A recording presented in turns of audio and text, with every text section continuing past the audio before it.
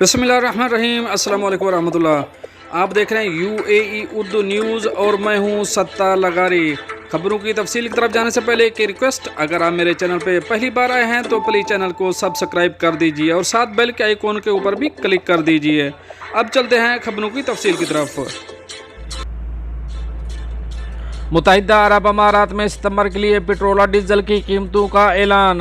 اب اس خبر کی تفصیل۔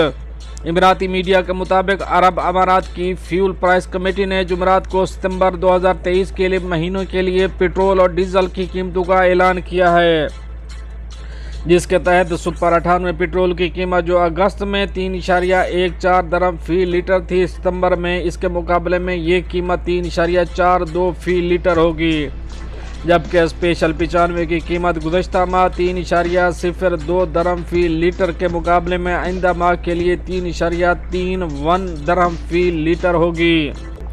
معلوم ہوا ہے کہ متحدہ عرب امارات میں شہریوں اور وہاں مقیم غیر ملکی رہائشیوں کو E+ کیٹیگری کے پٹرول 3.23 درہم فی لیٹر میں دستیاب ہوگا، جس کی اگست میں قیمت 2.95 درہم فی لیٹر تھی، جبکہ ڈیزل کی قیمت ستمبر کے مہینے کے لیے 3.40 فی لیٹر درہم رکھی گئی ہے، جو اگست کے مہینے میں 3.95 درہم فی لیٹر فروخت ہو رہا تھا۔ دوستو، یہ تو تھی ایک اہم اپڈیٹ جو آپ دوستوں سے شیئر کری ہے۔ ملتے ہیں نیکسٹ اپڈیٹ کے ساتھ نیکسٹ ویڈیو میں، تب تک کے لیے اللہ حافظ۔